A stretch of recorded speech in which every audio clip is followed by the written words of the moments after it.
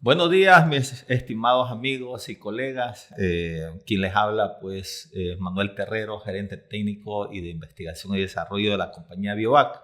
En esta ocasión tenemos la muy grata visita del doctor Binatea.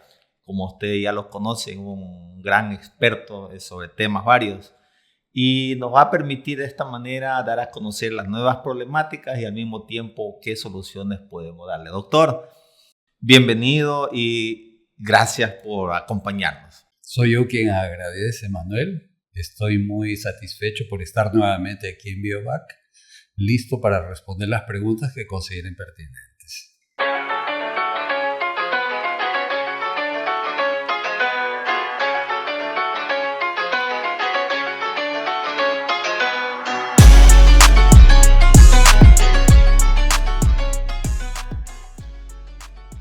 Ok, doctor, gracias por esa apertura.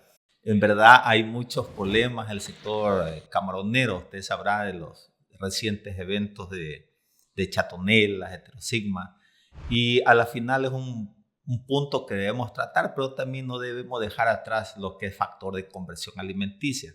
Cuéntenos un poquito cómo solucionar esos inconvenientes, específicamente ahora el factor de conversión, que es digamos, el limitante en la actualidad en la producción. Correcto.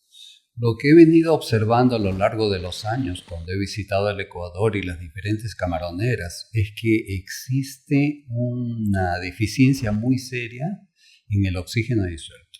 El oxígeno disuelto altera todos los parámetros físico-químicos del ambiente de cultivo y afecta directamente también al camarón y obviamente al factor de conversión alimenticia. El oxígeno es un elemento importante para para que los animales o las células en general puedan realizar correctamente su metabolismo. El oxígeno tiene que estar presente. Cuando el oxígeno escasea, las células se estresan. Estamos hablando aquí en términos generales, haciendo con que buena parte de la energía que podría ser utilizada para el crecimiento, que se traduce en el factor de conversión alimenticia, sea desviado o sea derivado para mantener al animal vivo, para su metabolismo básico pueda permanecer vivo. Ese es uno. Ahora, la pregunta sería, ¿por qué falta el oxígeno? ¿Por qué es tan escaso el oxígeno? Y la respuesta es porque estamos modificando un ecosistema. Los ecosistemas acuáticos son equilibrados. Existen varios flujos de materia y energía en diferentes momentos, pero en un ambiente de cultivo lo que estamos haciendo es una simplificación. Correcto. Estamos practicando monocultivos, es decir, una sola especie, le estamos dando alimento a esa exclusiva especie y queremos que con este alimento que le hemos dado, el animal tenga un rendimiento adecuado en términos de crecimiento, lo cual, dependiendo de la ganancia de peso, y dependiendo del consumo de alimento nos dará el famoso factor de conversión alimenticia. ¿Por qué falta oxígeno? Mi hipótesis es porque el ambiente está eutrofizado. ¿Qué significa que un ambiente esté eutrofizado? Está demasiado cargado de materia orgánica. Y es lógico porque ya tenemos más de 30 años con las mismas unidades y toda vez estamos colocando más y más alimento. Se están viendo problemas muy serios de acumulación de coloides orgánicos en el fondo. Si hubiese oxígeno, ese coloide no se acumularía. Preocupa porque el camarón vive en el fondo, convive con ese coloide orgánico se descompone de forma anaerobia por el mismo hecho de que no existe oxígeno. Comienza a liberar gases tóxicos como es el amonio, como es el sulfuro de hidrógeno. Y la eutrofización se caracteriza por un alto índice de nutrientes disueltos, a saber, nitrógeno y fósforo. Estos elementos hacen con que especies oportunistas prosperen encima de otras especies. Como especies oportunistas podemos señalar 3 muy conocidas, son las cianobacterias, que no son microalgas, eso hay que dejar bastante claro, son simplemente bacterias fotosintéticas. Por otro lado tenemos a los dinoflagelados, que son los que provocan las mareas rojas, y ahora recientemente tenemos a las rafidofitas, que es la chatonela, y es la heterosigma. Entonces, si me pregunta cuál es la causa de la presencia de estos dos nuevos estresores del ambiente, yo diría que es la misma que responde al caso de las cianobacterias y de los neoflagelados, es la eutrofización.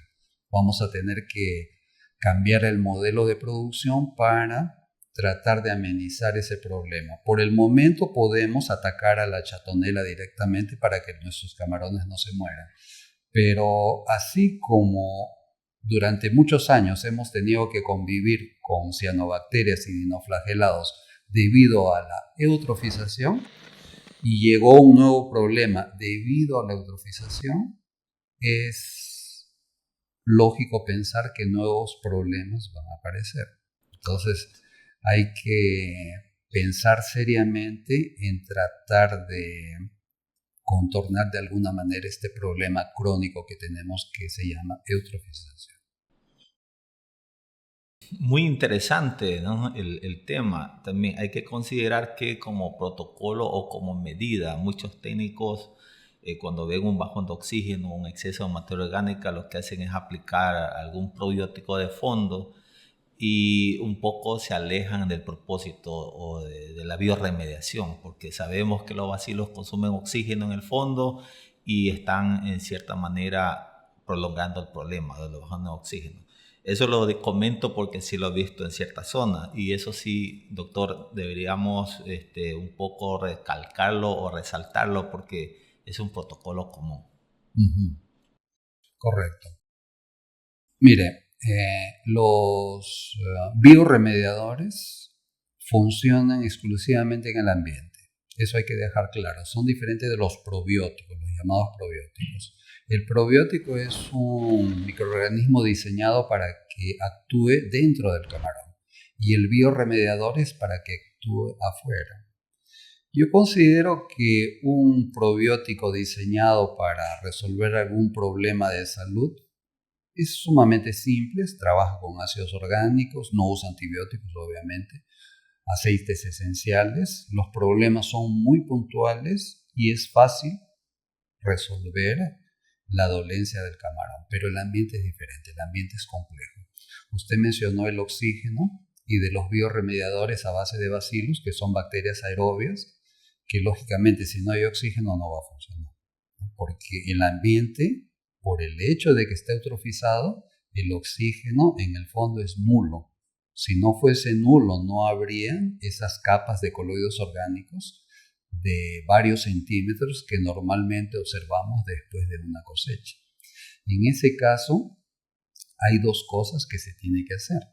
Primero, verificar cómo está el perfil de oxígeno. Si el oxígeno en el fondo está por debajo de 2 miligramos por litro, los biorremediadores a base de bacterias aerobias no van a funcionar. Podríamos entonces utilizar otros dos mecanismos. Bacterias anaerobias, que existen biorremediadores a base de bacterias anaerobias, o si no, utilizar los llamados postbióticos. Los postbióticos serían los elementos que salen de estas bacterias biorremediadoras. Como sabemos de que la bacteria no va a prosperar en un ambiente anaerobio, entonces vamos a utilizar lo que la bacteria muy bien sabe producir. Yo pongo siempre el ejemplo de las vacas. Las vacas necesitan comer para sobrevivir. Esa comida en el mundo microbiológico se le conoce como prebiótico. O sea, el prebiótico ayuda al probiótico. Correcto. ¿Y qué cosa es el probiótico? El probiótico produce sustancias activas llamadas postbióticos. Ahora tenemos tecnología para poder aislar los postbióticos sin necesidad de que el probiótico, o sea, la vaquita, esté presente. Esa es una salida. Entonces, resumiendo, cuando falta oxígeno podemos utilizar dos cosas. Biorremediadores a base de bacterias anaerobias, tienen un metabolismo un poco más lento, pero sí resuelve el problema. Y también los postbióticos a base de enzimas y proteínas, que pueden lisar la materia orgánica y volver el ambiente más agradable para el camarón. Lo que no tenemos que olvidar aquí es que el camarón vive justamente donde se descompone la materia orgánica, que es en el fondo. He observado en varias fincas que cuando toman medidas de oxígeno lo hacen en la superficie. Uh-huh. Pero eso no tiene sentido porque el camarón no está en la superficie, el camarón está en el fondo. Correcto. Ahora, referente a, como usted menciona, los problemas de bajón de oxígeno. Sabemos que es parte de consecuencia de la materia orgánica y también a veces el abuso de bioremediadores, porque todos tienen su concentración y su dosis, ¿verdad? Ahora, hay que considerar que el balanceado no va a bajar de precio, uh-huh. La tendencia es a la subida mientras que el camarón desciende el precio. ¿Qué debemos hacer en cuanto, si hablamos de oxígeno, qué debemos hacer en cuanto a favorecer que ese balanceado sea asimilado al 100%? Perfecto. Nuevamente el oxígeno aquí juega un rol principal. Cuando hablamos de oxígeno y hablamos de su impacto fisiológico a nivel de camarón, debemos considerar tres aspectos. Arriba del 50-55% de la saturación de oxígeno, el animal está en lo que se conoce independencia de oxígeno. ¿Qué quiere decir eso? Que el animal está en buenas condiciones para poder transformar todo ese alimento que ha sido otorgado para convertirlo en biomasa.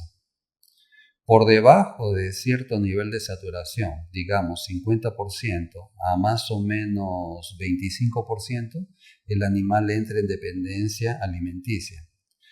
Dependencia alimenticia significa de que no hay suficiente oxígeno para metabolizar el alimento que ha sido ingerido. El camarón no pierde apetito, sigue comiendo, pero como no metaboliza correctamente ese alimento, eso se traduce en una baja tasa de crecimiento. Es en ese momento que aumenta el factor de conversión alimenticia. Porque el factor de conversión alimenticia se calcula en función del alimento que ha sido otorgado y la cantidad de biomasa que hemos creado. Entonces, el alimento está comiendo, el camarón está comiendo la misma cosa, pero no está creciendo como debería. Y lo más grave es cuando bajamos mucho la saturación de oxígeno en el fondo, que es lo normal que se observa, el animal entra en dependencia fisiológica. Ahí sí es grave, porque el animal pierde el apetito, no come, y nuestro camaronero le sigue dando alimento. Es un alimento que no va a ser consumido, no va a ser transformado en biomasa, va a crear más materia orgánica y por el hecho de que el animal esté estresado con bajas concentraciones de oxígeno y encima que no se está alimentando, se va a debilitar. Y cuando se debilita, el primero que siente el efecto es el sistema inmunológico. ¿Y dónde están las enfermedades? En el fondo. Es ahí que el animal se va a enfermar. Eso vamos a tener que tener claro para poder tratar de remediar este problema tan serio de la baja conversión alimenticia, porque tal como usted dijo, el alimento es caro. Entonces, fíjese, la solución está ahí. Tenemos que mantener la saturación del oxígeno arriba del 50%. Las ecuaciones de cálculo de aireación ya lo estipulan. El mínimo es 50%, no es 30%, no es 20%. Muchos camaroneros dicen, pero fíjese, profesor, yo he medido el oxígeno en mi piscina y el oxígeno está en 4. Y bueno, primero le digo, ¿y dónde usted ha medido su oxígeno? Lo he medido en la superficie. A ver, mídalo en el fondo. Cuando lo mide en el fondo, el oxígeno a veces está en 0. Así, sin exagerar, está 0. No hay nada de oxígeno. Yo le digo, mire, el camarón no está respirando. Y luego me dicen, pero el camarón no se muere. Claro, el camarón no se muere porque no es tonto. El camarón va a buscar áreas donde exista un poco de oxígeno. Pero ese buscar áreas significa gasto de energía. Correcto. Cuanto más energía el animal pierde en tratar de salvar su vida, menos energía le queda para convertirse en biomasa. Y es así como estamos perdiendo la oportunidad de aprovechar todo ese potencial nutricional del alimento para que el camarón lo convierta en biomasa. no estamos sabiendo hacer correctamente las cosas, porque estamos negligenciando el principal parámetro de calidad de agua, que es el oxígeno. Todos los problemas que tenemos actualmente se reducen a eso. Correcto.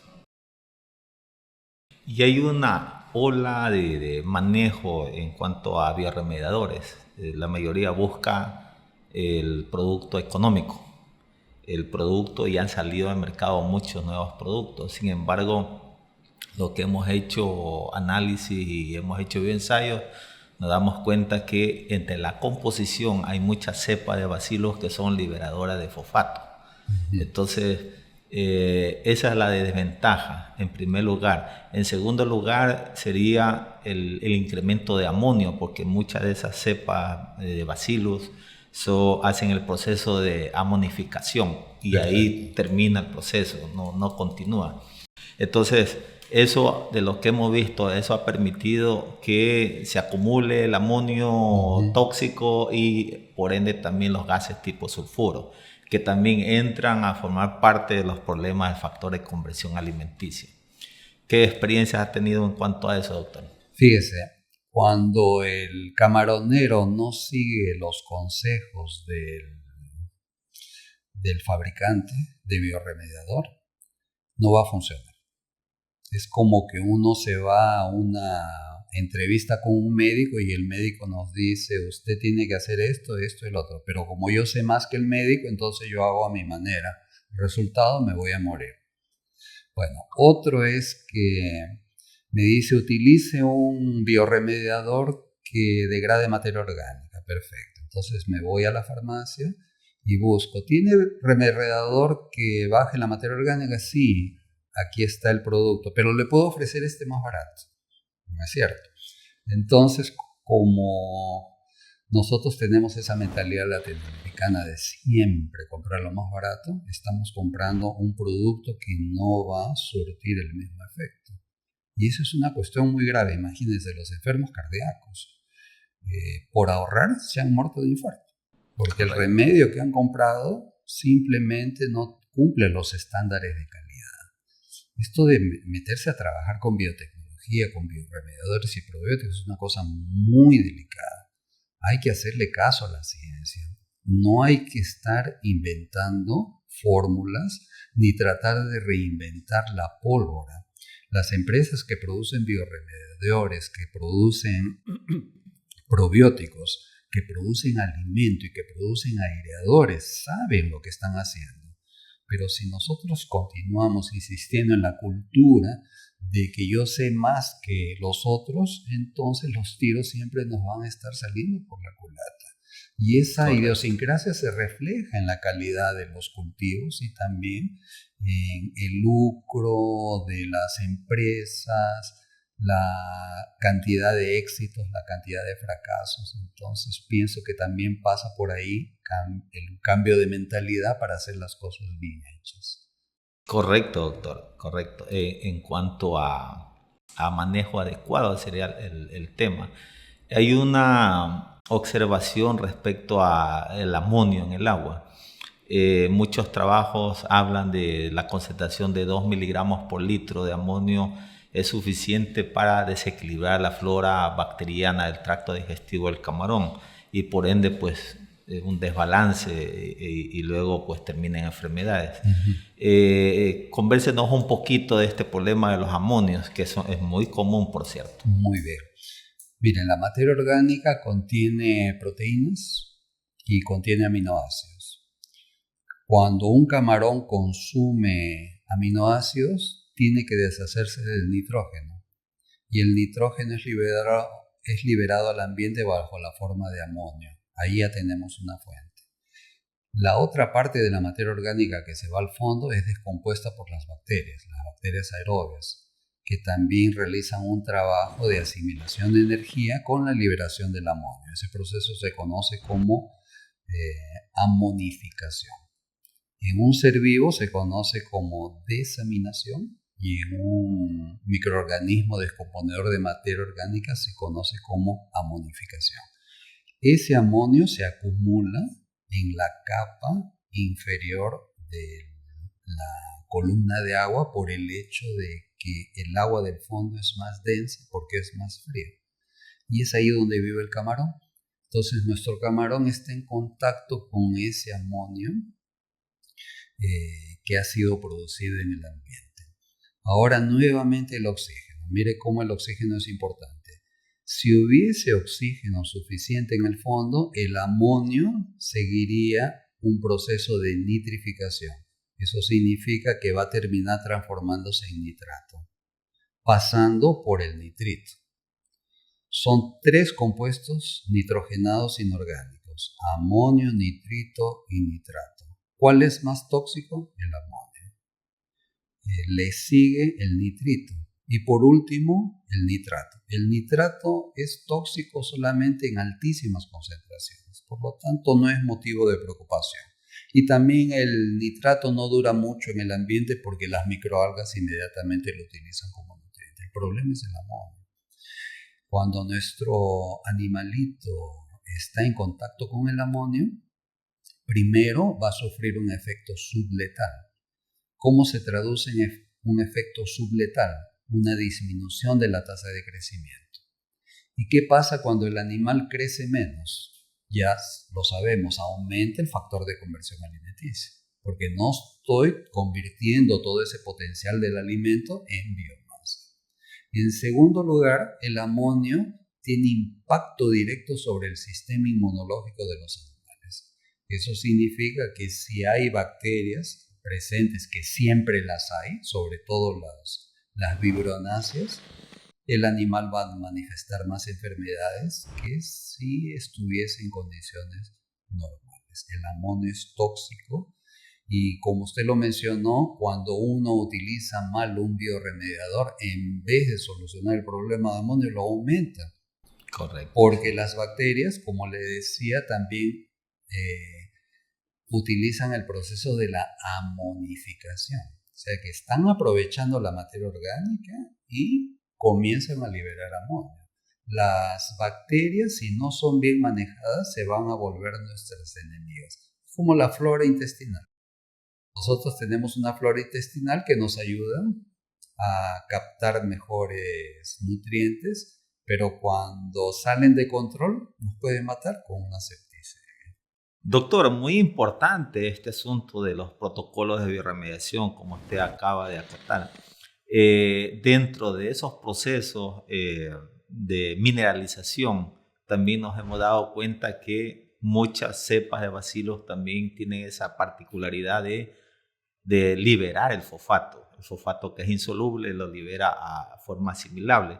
Y ese proceso realmente viene de cepas de agricultura que necesitan obviamente tener el fósforo disponible. Justamente. Pero también hemos encontrado en muchos de los productos del medio en acuicultura que tienen cepas liberadoras de fosfato. Entonces estamos hablando de que nosotros mismos estamos incrementando las formas de fósforo soluble y nuevamente pues los problemas de eutrofización. ¿Qué nos diría al respecto, doctor? Bueno, mantener muy bien vigilada los nutrientes que están presentes en el ambiente y tratar de tener más nitrógeno que fósforo. La literatura dice que con una relación de 20:1, o sea 20 de nitrógeno y 1 de fósforo, pueden prosperar las diatomeas, que son las microalgas que favorecen directamente a los camarones. Y cuando esa relación baja, digamos, a 16:1, podemos tener problemas con cianobacterias. Pero esa es una arbitrariedad, digamos, para facilitar el entendimiento del concepto de la relación nitrógeno-fósforo. Hemos observado de que el problema no es tanto la relación, el problema es el fósforo. Si hay demasiado fósforo, independiente del nitrógeno, las bacterias oportunistas van a aprovechar la situación, y en este caso tenemos como organismos oportunistas a las cianobacterias, a los dinoflagelados y ahora a la chatonela y a la heterosigma. Entonces, estos son microorganismos indicadores de polución ambiental. Cuando un ambiente está eutrofizado, en vez de medir la concentración de nutrientes, simplemente pescan a la especie y dicen, si la especie está presente es porque el medio no está en buenas condiciones. Ahora, sabemos que las piscinas de camarón aquí están plagadas de cianobacterias. ¿Por qué? Porque hay un exceso de fósforo. El origen del fósforo es el alimento, es el metabolismo de los camarones, y ahora encima hemos descubierto de que algunas bacterias también favorecen la liberación del fósforo. Una razón más para tener un mayor cuidado con el tipo de biorremediador que estamos utilizando. Tenemos que utilizar un producto que no nos agrave el problema. Y para eso tenemos que invertir en calidad. Usted sabe el dicho de que lo barato sale caro, ¿no es cierto? Correcto. Nos pueden vender, no, pero este producto te hace la misma cosa y te lo vendo a mitad de precio. Pero no nos mencionan el detalle de que las bacterias también van a agravar el problema del fósforo. Y si hay fósforo, y si hay cianobacterias, y si hay chotonera, pues vamos a comenzar a perder biomasa por mortalidad de los individuos. Y pienso que la calidad lo dice todo. Tiene que tener calidad. Correcto, sobre todo cuando se refiere a biorremediar suelos. El concepto de biorremediar creo que se ha cambiado un poco, porque para muchos de los productores biorremediar es ver mi suelo bonito, pero no consideran que todo el proceso termina cargando el agua. Entonces es una parte que deben considerar en cuanto a evaluación de productos biorremediadores. ¿Qué tanto me está aportando el agua en cuanto a nitrógeno tóxico y a fosfatos? ¿Sí? Ahora, todavía se piensa o algunos comentan que no hay forma de reducir los fosfatos en el agua. ¿Qué nos sugiere usted? Sí hay formas. Felizmente existen empresas de biotecnología. Hay empresas de biotecnología en Francia y en Estados Unidos. En Alemania también tengo conocimiento que existen empresas de biotecnología que ya trabajan con cepas exclusivas para la reducción del fósforo. Ustedes tienen un excelente reductor de fósforo que es el BioVac-P. Cuando una vez antes de la pandemia estuve circulando aquí por el Ecuador y veía este problema del fósforo que estaba desequilibrando mucho la relación nitrógeno, entonces le pregunté a un técnico, creo que fue a usted, si no tenían alguna bacteria que bajaba el fósforo. Y efectivamente usted me presentó al BioVac-P. Bueno, como yo soy científico, no creo a la primera. Solo creo demostrando. Entonces dije, bueno, es una alternativa. Por lo menos es la primera vez que escucho hablar a alguien que dice que tiene un producto que baja el fósforo. Es muy difícil bajar el fósforo. Y es una tremenda suerte contar con un producto que sí cumpla ese objetivo. Por lo tanto, basado en esa información, me tocó dar una consultoría en una camaronera en el Perú que tenían ese problema de infestación total de cianobacterias. Un técnico, felizmente, que había participado de uno de los talleres ofrecidos por otras empresas, captó muy bien el concepto de la relación nitrógeno-fósforo y entendió que el fósforo era crucial. Entonces logró bajar las concentraciones de fósforo que estaban en más o menos 1.5 miligramos por litro, que es mucho fósforo, lo bajó en cuestión de 8 días a 0.2, gracias al BioVac. Entonces cuando él me envió esa información yo dije, caramba, esta cosa funciona. Entonces a partir de aquí yo entendí que la tecnología de los biorremediadores ya avanzó lo suficiente como para tener bacterias inteligentes que están aisladas de tal manera que solo cumplan esa función. En este caso, las bacterias contenidas en el BioVac-B sí logran realizar ese trabajo de bajar el fósforo. Yo como científico no me gusta hacer propaganda marcas comerciales, pero como no existe otra solución, he tenido que estar hablando durante varios años que el BioVac-B baje el fósforo y eso me parece que es la luz en el fondo del túnel para comenzar a resolver este problema serísimo de eutrofización que tienen las camaroneras. Todo el problema radica ahí, estamos eutrofizados. Ese es otro problema, estamos frente al cambio climático. La cosa se va a poner peor, desdichadamente hay que decirlo. Pero guerra avisada no mata soldado, como dice el dicho. Entonces es el momento de prepararnos para poder hacer frente a los nuevos desafíos que van a llegar. Fíjese usted, no se hablaba antes de chatonela ni de heterociclo. No. Y ahora resulta que están de moda. Uh-huh. ¿Por qué están de moda? Porque el organismo encontró las condiciones adecuadas para prosperar. Por el hecho de ser una microalga que contiene núcleo, o sea, es un organismo eucarionte, es más fácil de manejar. Lo difícil es lidiar con cianobacterias. Hasta los dinoflagelados son más fáciles de manejar que las cianobacterias. Una vez que resolvamos el problema de la chatonela y de heterocima, no hay que dormirnos en nuestros laureles, porque el problema, la espada de Damocles sigue ahí, que es la eutrofización. Y la eutrofización favorece el crecimiento de cianobacterias, y las cianobacterias alteran todo el metabolismo de la columna de agua, principalmente por esa exorbitante producción de oxígeno durante el día, como sabemos, y ese agotamiento total del oxígeno durante la noche. Eso es lo que estresa al camarón y hace con que crezca menos y aumente su factor de conversión alimenticia. Bueno, hay que recalcar también que entre los mecanismos para mejorar calidad de suelo y agua, los precios están empujando a un protocolo más sencillo. ¿Qué significa eso? Más recambio de fondo y solo trabajar con balanceado. Y han dejado a un lado mucho lo que es el incremento de diatomeas, lo que llamamos nosotros fertilización, entre comillas, fertilización selectiva para incremento de diatomeas. Han dejado a un lado eso y usted ve las consecuencias. Uh-huh. ¿Qué experiencia ha tenido respecto a eso?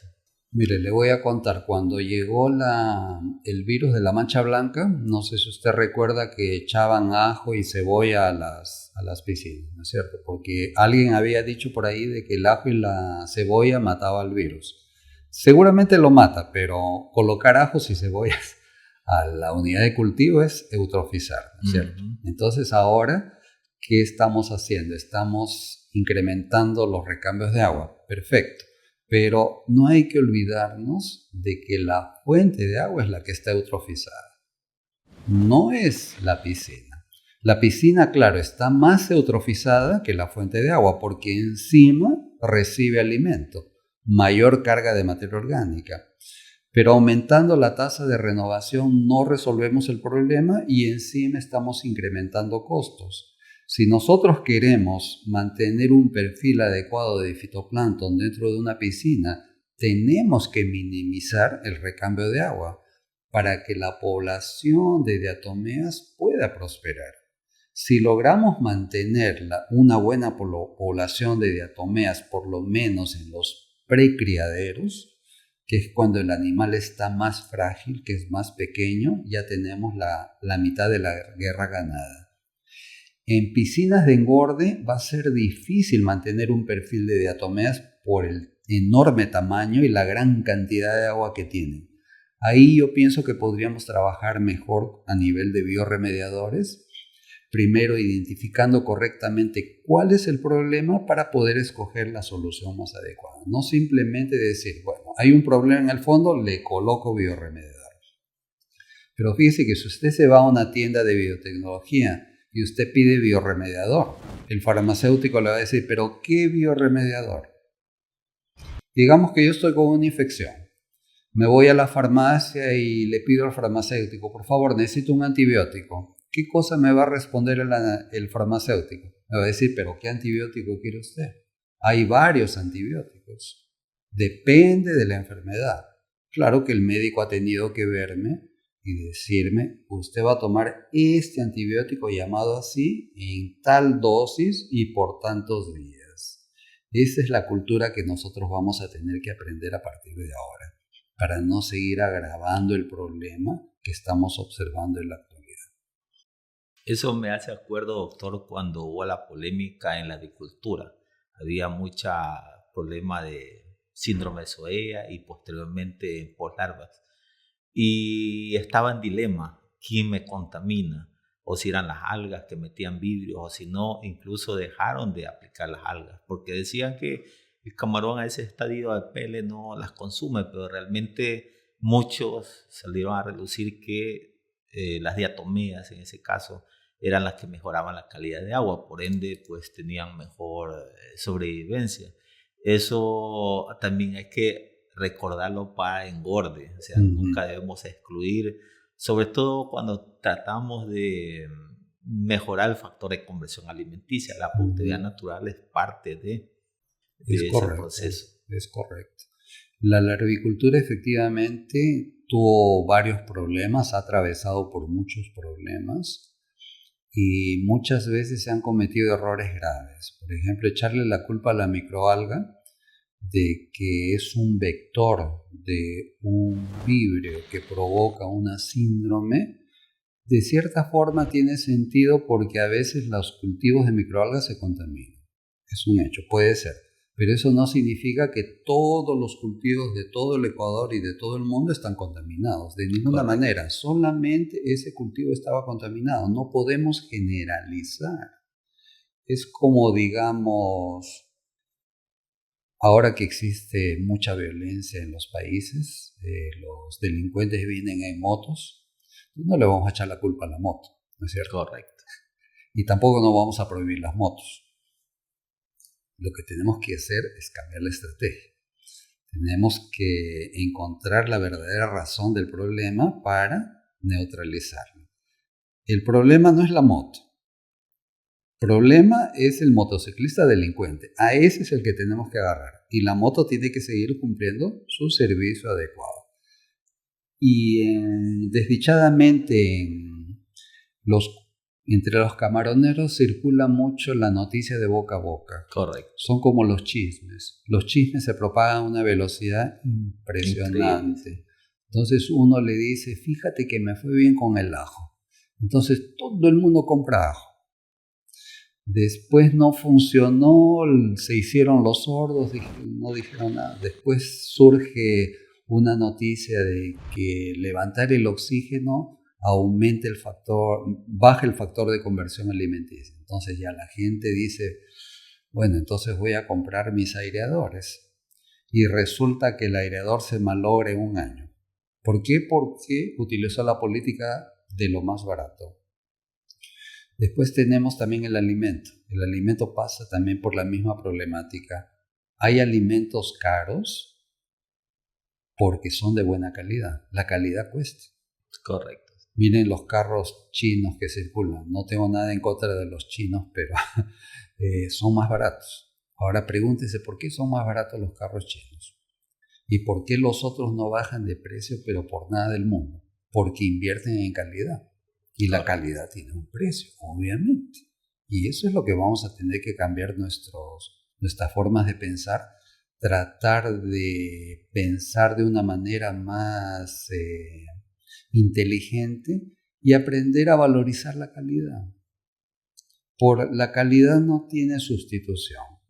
Correcto. Y es un riesgo muy grande adquirir productos, ya sean antibióticos, ya sean aireadores o ya sean biorremediadores, basando nuestras decisiones en el precio. Ese es un error muy grave. Ahora que estamos hablando de productividad natural y los beneficios, recuerdo que el año 2015 fue el primer bajón de precios y empezamos a investigar respecto a manejo, de incentivar la productividad natural. Y para ese tiempo nosotros solamente cuantificábamos el fitoplancton. La idea era tener predominancia de diatomeas. Todos sabemos el beneficio de la diatomea. Sin embargo, en todos esos estudios, año tras año, nos dimos cuenta de una cosa, que cuando hay productividad natural en el suelo, como capa bentónica, ¿sí? Hemos visto que los oxígenos se mantienen estables. ¿Sí? ¿Por qué? Porque obviamente hay una población que no va a ser específicamente bacterias que van a consumir mucho oxígeno, sino que ese zoológico, como lo diríamos entre comillas, son los que se alimentan ese del camarón. Y otra sirven de alimento natural. Entonces, ese beneficio lo vimos poco a poco hasta que lo invitamos a intervenir y usted vio que había anfípodos, si no me equivoco. Entonces, de ahí ya incursionamos en el mundo del zooplancton. Tanto así que en la actualidad tenemos, nuestra idea es incentivar la producción de diatomeas, pero a la par también el zooplancton, pero hasta cierta cantidad, con excelente éxito. ¿Qué experiencia ha tenido respecto a la productividad natural? Mire, yo soy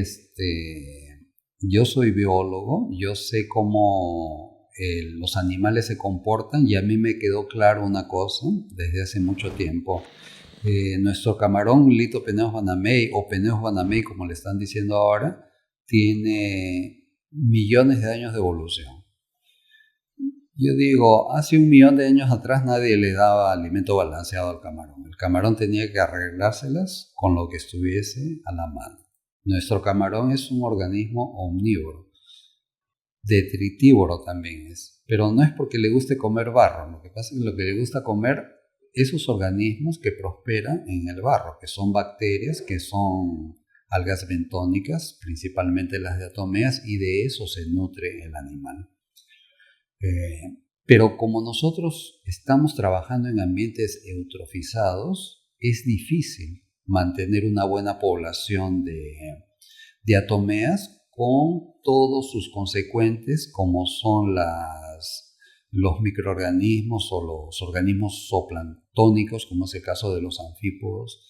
Si pudiésemos de alguna manera incentivar por más tiempo, por todo el tiempo que nos sea posible, alimento natural, sobre todo en las fases iniciales, vamos a garantizar una buena cosecha. Eso no me queda duda. La nutrición inicial es importante y nada más nutritivo que el alimento natural. Correcto. Un balanceado tiene todos los nutrientes, pero los micronutrientes no es tan fácil colocar micronutrientes a nivel de balanceado. ¿Y dónde están esos micronutrientes? Por ejemplo, los perfiles de ácidos grasos poliinsaturados que son fundamentales para el crecimiento están en las diatomeas. Los anfípodos tienen aminoácidos de alto valor biológico que no necesariamente están en el balanceado. Tenemos que alimentar con balanceado, eso nadie lo quita porque el alimento natural no es suficiente para mantener la población. Pero si el balanceado es la principal fuente de energía y lo complementamos con alimento natural, nuestro animal va a salir como un cohete hacia el sector del engorde. Yo tengo mucha fe en el alimento natural. Sí, como dato adicional, la incidencia de enfermedades, en todo caso tipo protozoario, disminuyen considerablemente, ¿sí? Ya que sabemos que son indicadores de mala calidad de suelo. Eso como complemento, digamos, en cuanto a mejor asimilación de balanceado. Interesante la conversación, doctora. Estamos en época de frío, digamos, en nuestro país estamos en época de frío y muchos ya han estandarizado su protocolo de manejo y se van a quedar con ese mismo protocolo para la época de calor, que se empieza desde diciembre a los siguientes meses. Entonces muchos van a seguir con el mismo protocolo de manejo. Entonces, no sé, se olvida un poco que mayor calor hay mayor actividad biológica, por ende desencadena muchas cosas. Me gustaría que explique eso, doctor, para que la gente vaya encaminándose en los protocolos de manejo. Muy bien. La principal víctima en la época de calor es el oxígeno, porque las bacterias descomponen la materia orgánica a mayor velocidad, van a consumir el oxígeno se va a caer y el animal puede sufrir esas consecuencias. Muchos dicen que en la época de calor, que aquí llaman invierno, que es con lluvias, el animal crece mejor, ¿no es cierto? Sí. Pero crece mejor porque se trata de un organismo poiquilotermo. Es un animal de sangre fría, que depende de la temperatura del ambiente. De hecho, el animal crece mejor, pero también corre más riesgo porque todo el ecosistema se encuentra acelerado por este factor primordial llamado temperatura. Hay que tener mucho más cuidado en época de calor que en época de frío y tratar de entender la problemática propia de una estación y de otra estación y cambiar los protocolos de manejo. Hay un protocolo para frío, hay un protocolo para calor, un protocolo para época de lluvias, un protocolo para época de secas. Inclusive los protocolos en función de la salinidad del agua deben ser revisados y perfeccionados. En el agua dulce el camarón tiene más gasto energético para osmos regular. Es una desventaja. Una ventaja sería que la chatonela y la heterosigma no prospera tanto en agua dulce como lo hace en agua salada. Entonces siempre hay que colocar las cosas en la balanza. Hay cosas buenas como hay cosas malas. Ahora en salinidades de 25 partes por mil, los camarones crecen muy bien porque están muy cercanos a su punto isoosmótico, o sea, la salinidad del hemolinfo.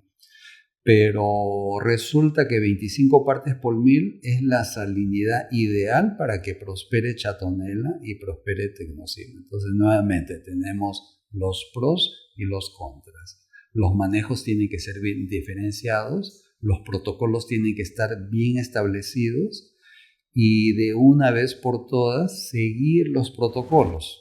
Porque usted ya sabe, podemos hacer una investigación, podemos llegar a un protocolo, pero si el camaronero no sigue el protocolo, no va a funcionar. Es lo que vemos con los bioremediadores. Ni siquiera leemos las instrucciones de manera correcta o por ahorrar tiempo lo utilizamos de una forma equivocada y lógicamente no va a funcionar. Bueno, ahí encaja el concepto de es lo mismo pero más barato.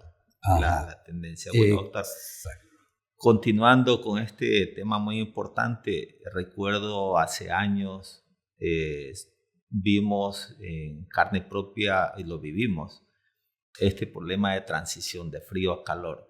Recuerdo que la tasa de desoves en las maduraciones bajaron, la tasa de náuplios por hembra en eclosión bajó, el porcentaje de sobrevivencia en larvas también bajado justo previo a la transición de frío a calor. Entonces, meses anteriores ya ha ocurrido algo, hay prevalencia en este momento de vibriosis. Lo que se ha hecho es simplemente tratar de poner productos y han dejado a un lado, en el caso de la agricultura, lo que es los manejos de osmorregulación, algo así. ¿Sí? El hecho de que muda cada rato es un problema en sí, por el desbalance que causa. Pero muchos tratan de usar como una fuente de calcio como carbonato. Sabemos que el carbonato no es reactivo. Coméntenos un poco de eso de ahí, doctor. Ese tema de la transición es delicado porque el animal es, como ya lo dijimos, un organismo poiquilotermo, o sea que depende de la temperatura del ambiente. En la época de calor, el animal tiene un metabolismo y un comportamiento X, y en la época de frío tiene un comportamiento un poco más disminuido, que sería el comportamiento Y. Pretender tratar al camarón de la misma forma como se comporta en el verano es un error. Entonces hay que quitar el pie del acelerador en la época fría. Hay que prepararnos para esa transición. Cuando uno sale de la época fría para una caliente, aprieta el acelerador. Es decir, aumentamos la densidad. Nos preparamos para adquirir más balanceado porque el animal va a exigir más porque va a tener una tasa de crecimiento mayor, pero cuando se sale del caliente para el frío hay que hacer lo contrario, es decir, quitar el pie del acelerador, no alimentar tanto porque el animal no va a consumir de la misma manera como lo hace en temperatura alta. Si nosotros no hacemos eso y comenzamos a pensar de que el camarón en el frío se va a comportar igual que en el verano, lo único que vamos a lograr es acumular más materia orgánica en el fondo, atentando nuevamente con el oxígeno. Y los factores de conversión, lógicamente, se van a disparar. Usted habló del carbonato, creo, que el carbonato es una estrategia que utilizan para preparar al camarón, pero el carbonato es un parámetro de calidad de agua importante para el endurecimiento del exoesqueleto, pero hay que justificar por qué vamos a colocar carbonato. Ahora, si yo estoy haciendo un cultivo en agua dulce, tiene sentido colocar carbonato, pero tiene sentido solamente hasta 50 miligramos por litro, que ese es el límite de solubilidad que el carbonato de calcio tiene en las aguas, sean estas oligotróficas o eutróficas. A partir de ahí hay que utilizar otros productos para levantar la alcalinidad. Se recomienda que en agua dulce la alcalinidad sea alrededor de mínimo 100 miligramos por litro. Y una forma de levantar la alcalinidad arriba de 50, que no sea carbonato de calcio, podemos utilizar bicarbonato de sodio, que es caro, que nadie lo utiliza, o si no, hidróxido de calcio, que es un poco más económico y colocado de una manera equilibrada, no va a alterar tanto el pH como para afectar el metabolismo del camarón. Bueno, y ese consejo sería aplicable también para engorde en vista de la reactividad del carbonato. Y volviendo a engorde, doctor, y volviendo también a la problemática actual, la chatonela y heterosigma, de paso está predominando. Sabemos que son nuevos los ataques, conocemos poco de la biología, conocemos poco de los tratamientos y muchos clientes están usando lo que encuentren, incluso sugeridos por otros. Como todos sabemos, están los hidróxidos, están muchas formas de químicas, incluso el sulfato de cobre, el sulfato de aluminio. Ya, cabe recalcar que independiente de cualquier proceso, debemos considerar que flocular o matar involucra decantamiento de partículas muertas. ¿Y qué va a conllevar a eso, doctor? Cuénteme su experiencia. Fíjese, la chatonela es, como usted lo dice, es un problema nuevo. Estamos aprendiendo cómo manejarla. Sabemos relativamente algunas cosas importantes que podemos utilizarlos como estrategia para poder controlarlo. La Ecoexpo estuve conversando con un profesional de mucha experiencia y él me contaba de que la chatonela efectivamente es un problema cuando alcanza grandes densidades, pero cuando está en bajas densidades no hay ningún problema en matarla con sulfato de aluminio o con sulfato de cobre, pues el depósito de materia orgánica no va a ser tan drástico como para comprometer el oxígeno del fondo de la unidad de cultivo. Pero cuando ya está muy crecido, es contraproducente matar a la chatonela. Pues por un lado vamos a incrementar la carga de materia orgánica y también nos colocamos en la situación de que cuando hay ruptura celular, las toxinas que ya había producido el pez puedan ser liberados en el agua y tal vez la concentración pueda llegar a ser letal al camarón. Ese es un riesgo.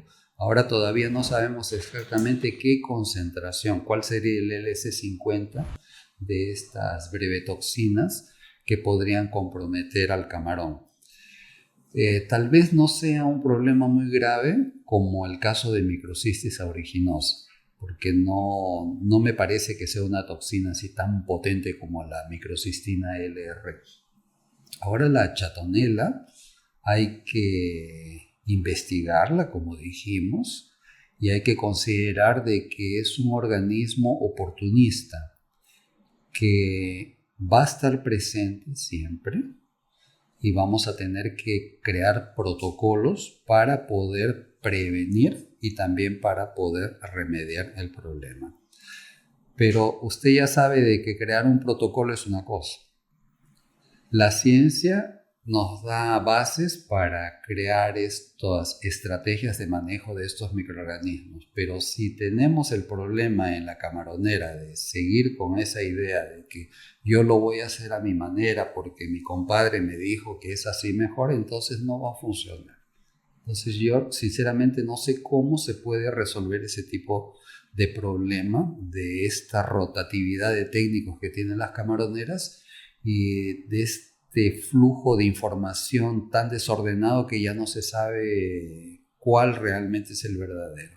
Yo insisto que si se lanza un producto con un protocolo, el técnico lo mínimo que tiene que hacer es leer el protocolo y seguirlo al pie de la letra. No le queda otra. No vamos a combatir sus ideas ni sus experiencias. Simplemente hay que concientizarlo de que siga correctamente el protocolo. No debemos automedicarnos como nos dicen los médicos. Hay que seguir la receta que el médico nos ha dado, porque la automedicación provoca una serie de estragos que ya todo el mundo sabe. No podemos tomar esas cosas técnicas en nuestras manos ni a la ligera porque pueden tener mayores consecuencias que beneficios.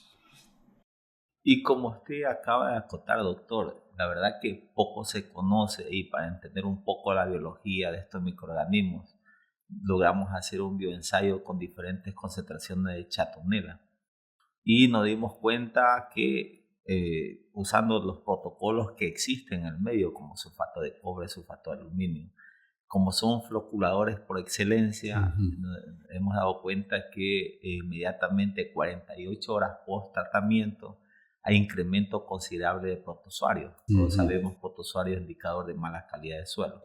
Entonces, como que la solución no me está ayudando mucho, más bien me está incrementando. Y después de días ya empiezan los problemas de branquias sucias por protozoarios. Entonces, es un poco divulgar también el manejo, no solamente flocular y como bien dice, no solamente es matar para que se liberen toxinas, sino que conozcan un poco la biología y lo que ya se ha hecho, lo que no nos ha ayudado mucho. Entonces, en ese punto, ¿qué sugiere, doctor? Porque siempre va a tratar de flocular la gente. Fíjese, lo que he leído sobre chatonela y heterosigma es de que estos microorganismos tienen preferencia por el nitrato, así como las diatomeas. Una forma de contrarrestar cianobacterias es incentivando diatomeas. ¿Cómo? Colocándoles bastante nitrato y restringiendo el fósforo. En el caso de la chatonela no podemos hacer eso. Cianobacterias no comen nitrato, eso ya se conoce, la diatomea sí. Pero la chatonela también come nitrato. Eso significa que en la ecuación ya no podemos considerar el nitrato. Vamos a tener que insistir en el fósforo. Hay que bajar el fósforo. Tenemos que restringirlo al mínimo y tratar de darle una mano a las diatomeas, no necesariamente con el nitrato, pero sí con el silicio. Porque el silicio es un nutriente esencial para la pared celular de la diatomea. Y la diatomea también tiene sus estrategias de sobrevivencia. Y lo que se sabe es que cuando hay presencia de chatonela no hay dinoflagelados. Eso ya se conoce. ¿Qué pasa cuando yo mato a la chatonela? El dinoflagelado ya no tiene competencia, por lo tanto va a prosperar. También se sabe que la diatomea inhibe el crecimiento de las cianobacterias y de la chatonela. Eso ya se conoce. La diatomea es antagónica de las cianobacterias y de la chatonela. Yo pienso que si vamos a remover de alguna forma la chatonela, hay que hacerlo de la forma menos agresiva, es decir, restringiendo el fósforo a todo lugar para que la microalga se debilite, no se reproduzca, no alcance proporciones exorbitantes, darle la oportunidad a otro microorganismo para que prospere y la desplace, de tal manera que no hay esa precipitación de materia orgánica tan brusca que puede provocar el aparecimiento de protozoarios. Entonces la respuesta tiene que ser bastante ecológica. Puede parecer medio demagógico hablar de ecología en acuicultura, Pero esa es la solución que tenemos a la mano. Tenemos que sacar más provecho del alimento natural para poder racionalizar mejor el alimento balanceado. Necesitamos entender mejor cómo se comporta el fitoplancton y cómo se comportan los ecosistemas de cultivo en función de las diferentes estaciones y prepararnos para lo que se nos viene, que es el cambio climático. Eso va a tener consecuencias imprevisibles, no sabemos lo que va a pasar, pero felizmente la acuicultura es una tecnología que tiene múltiples salidas, que yo pienso que vamos a encontrar rápidamente la solución a medida que surjan esos problemas. Bueno, y a la final lo que se pretende hacer en la actualidad es romper el ciclo de reproductivo de la chatonela o heterosigma, pero dejamos un campo abierto, que es el ciclo, la floración de protozoarios, que también hay que cortarlo. De hecho, hay que usar bioremediación de fondo para cortar ese ciclo. Bueno, respecto también a las chatonelas, cuando se floculan, hemos visto que también la concentración de sulfuro incrementa. ¿Ya? Coméntenos un poco, doctor, cómo afectaría esto al sistema de cultivo. Ok, es peligroso de que el sulfuro sea emanado en el fondo de la piscina, pues es ahí, como dijimos, que vive el camarón. Toda materia orgánica que precipita y que se encuentre en un ambiente anaerobio siempre va a producir sulfuro. Y el sulfuro tiene un impacto muy drástico en el metabolismo del camarón.